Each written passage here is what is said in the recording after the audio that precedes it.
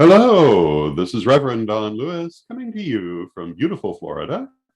And this is our daily broadcast in support of the Infinite Tarot, which you can learn more about at tarotai.com. We have a Kickstarter going for the Infinite Tarot. It's going very nicely, and we want to thank all the people who've backed it so far.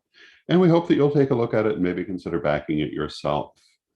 I don't know if we have anyone in the chat room tonight. If people do come in and would like a reading, I will do brief readings.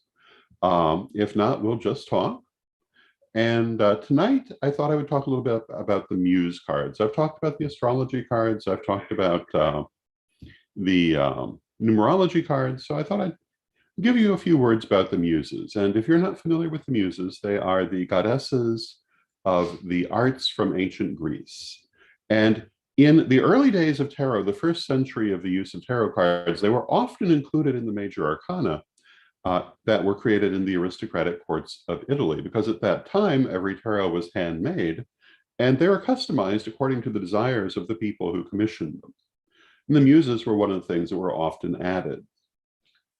So the muses include Terpsichore, the muse of dance;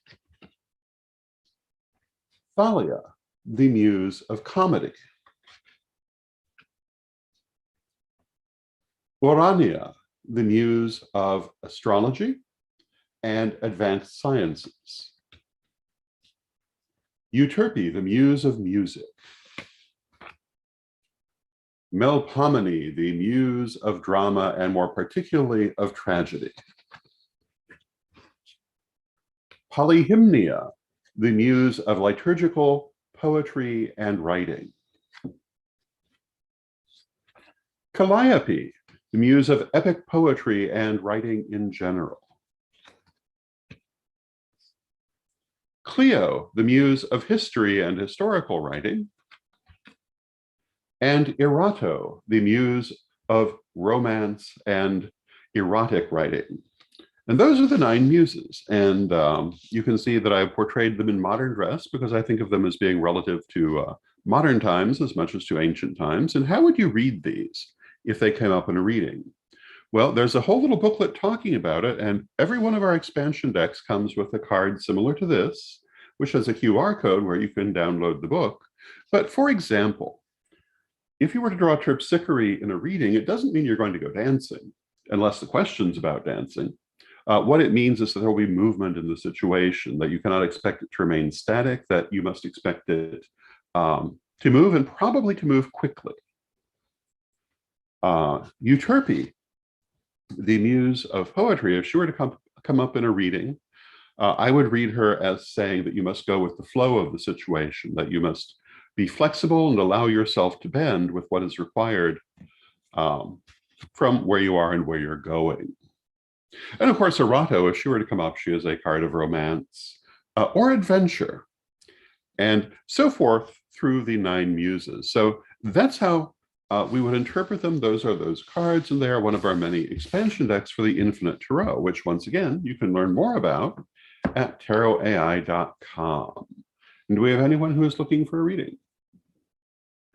I do have a question though. Very good. What is our question? It says, in this day where arts are like more important than ever, could they be used as a way to help someone on their skills? That's what they're saying. Absolutely, and in a couple of different ways. They could be used in a divinatory way to try to focus where you might want to take a project.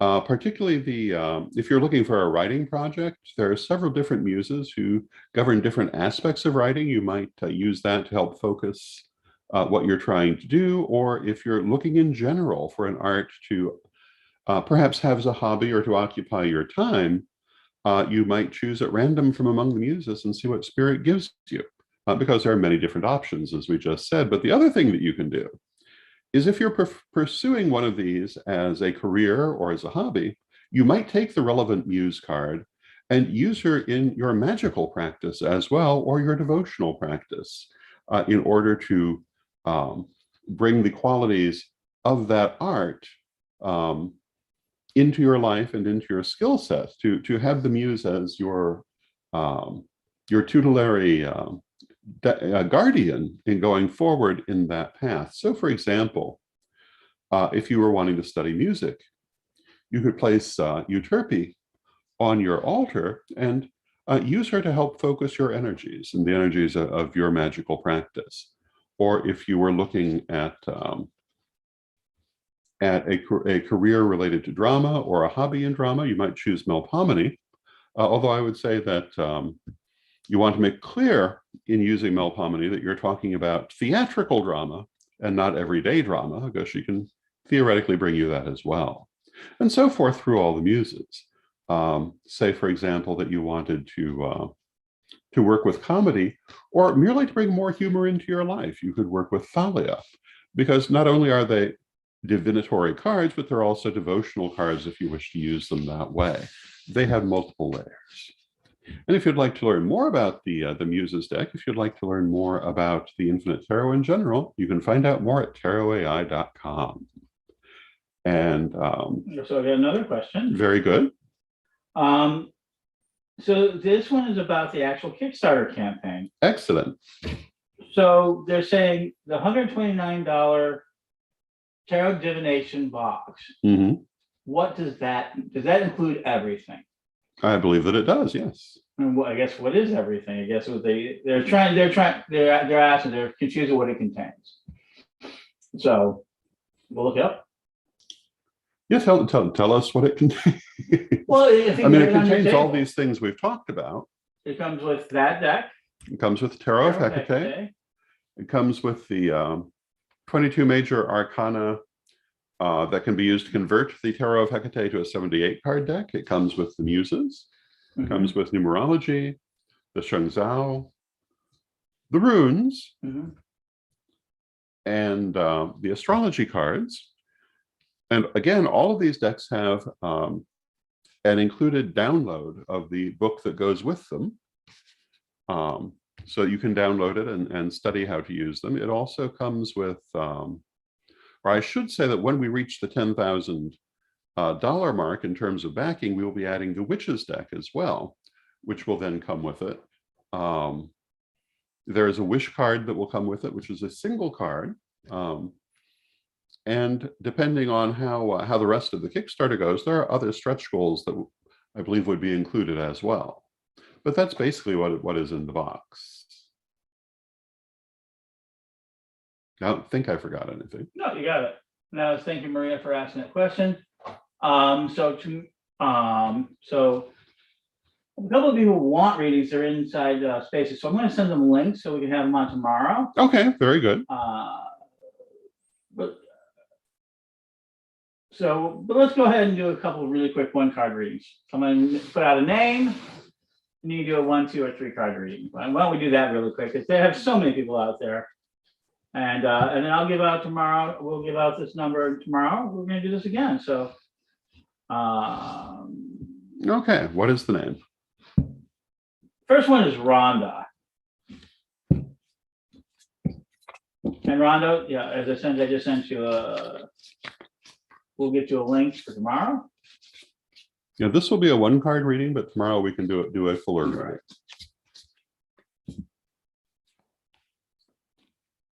And if you have a particular question, we could deal with that tomorrow.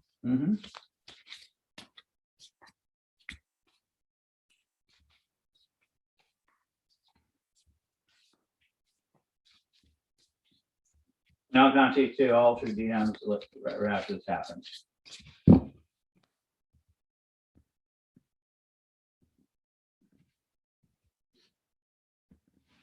And tonight, the big supportive group is Witchbowl International, our main group on Facebook. So we've drawn the Princess of Wands as a kind of an overview card for Rhonda. And again, as I was saying, we will do a more thorough reading tomorrow, but the Princess of Wands says that generally speaking, everything that Rhonda needs to go forward with what she would like to do or what she is meant to do is already there. It's just not quite time yet. So patience will be required. So a little bit more time to let things mature, a little bit more time to let things be ready to go forward. But all the parts are already there. And so it's just kind of a matter of waiting for that right moment.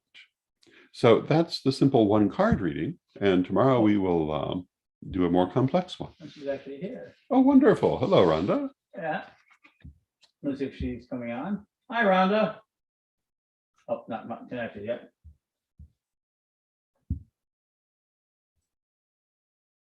And I'll contact all the others in the DMs that have said they want readings for tomorrow.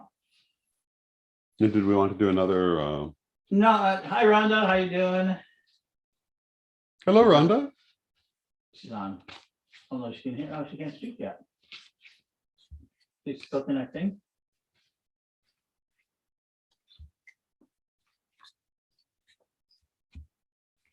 Yeah, she's not connecting to audio.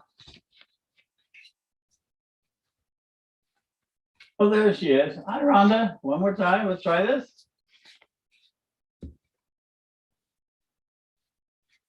We're not hearing you yet. All right.